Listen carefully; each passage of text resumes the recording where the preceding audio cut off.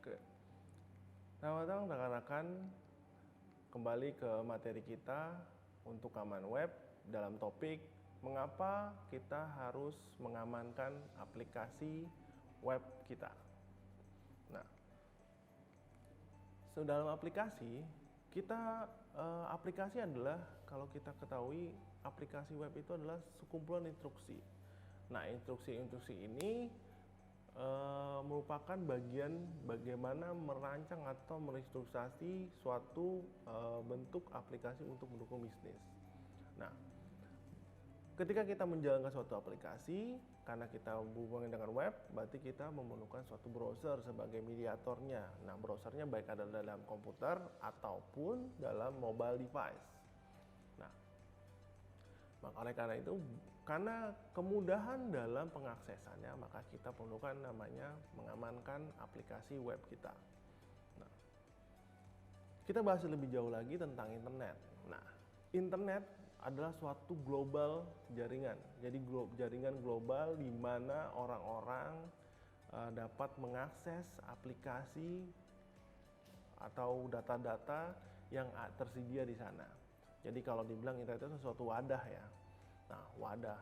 Nah, di dalam bentuknya adalah, kalau dalam internet itu adalah namanya website. Nah, website itu sebagai alamat atau referensi kita untuk mengakses salah satu aplikasi web. Nah, itu yang kita harus itu namanya dalam bentuk web. Nah, teknologi web teknologi itu menggunakan dalam pemakaiannya ada beberapa jaringan yang kita harus tahu. Maksudnya dalam arti, kalau kita menggunakan aplikasi, berarti kita perlu namanya domain, atau kita perlu namanya suatu hosting sebagai untuk kita menaruh aplikasi kita di sana.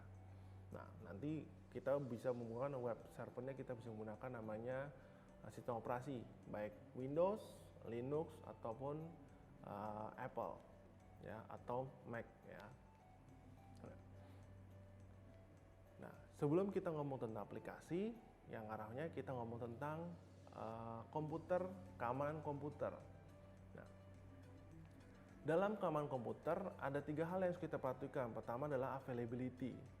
Jadi aplikasi yang kita taruh di dalam komputer, kita harus selalu sedia bisa diakses. Nah, jadi kesediaan dalam aplikasi kita 24 jam itu harus selalu bisa diakses. Jadi tanpa ada kendala orang-orang luar bisa mengakses komputer kita. Terus yang kedua adalah confidentiality. Jadi orang dapat mempercayai atau nyaman dengan aplikasi kita. Jadi tampilannya juga bagus, terusnya tinggal keamanan datanya juga bagus. Nah, itu kan seperti itu. Yang ketiga adalah integrity. Jadi informasi yang diberikan akurat dan sesuai. Jadi tidak namanya bisa contoh lah, orang jualan misalnya e-commerce atau dia jualannya adalah untuk model MLM. Nah, itu kan tidak matching ya. Jadi informasi sampaikannya jelas dan akurat seperti itu. Nah, 3 hal itulah yang kita harus tahu dalam keamanan komputer. Nah, tentunya dalam keamanan komputer berarti kita harus lihat dulu. Tadi kan kita udah ngomong tentang komputerisasinya sendiri ya. Nah, kita harus jaga namanya komputer kita harus tetap aman. Amannya baik bagaimana? Contohnya misalnya gini, kalau kita menggunakan aplikasi Windows, baiknya kita harus selalu mengupdate aplikasi kita, server Windows kita. Nah, jadi supaya bug-bug atau hole-hole yang ada di dalam sistem operasi Windows-nya itu dapat dikurangi. Jadi misalnya kalau kalian Windows pakai Windows Server 2018 ya kan.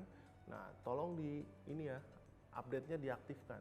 Nah, aktifkan nanti supaya Windows kita tetap aman. Nah, kalau untuk menggunakan Linux, kita firewall-nya kita jalankan juga ya kan. Nah, dia kalau Linux juga agak kalau untuk aplikasi Windows, sistem operasi Linux maksudnya, kita harus firewall-nya harus lebih kuat ya. Jadi kita harus hanya mengizinkan port-port berapa aja yang dibuka. Nah, kalau untuk Mac biasanya sama dengan Windows Linux, kita port-portnya juga harus dibuka. Nah, terusnya kita juga perlu update. Nah, itu. Nah, yang ketiga adalah kita harus namanya membuat kalau diperlukan kita perlu namanya antivirus. Antivirusnya banyak kayak jenisnya, untuk dari sistemnya sendiri atau untuk webnya. Nah, itu kita bisa gunakan. Oke, sekian. Terima kasih dari saya. Selamat belajar dan sampai jumpa di materi selanjutnya. Terima kasih.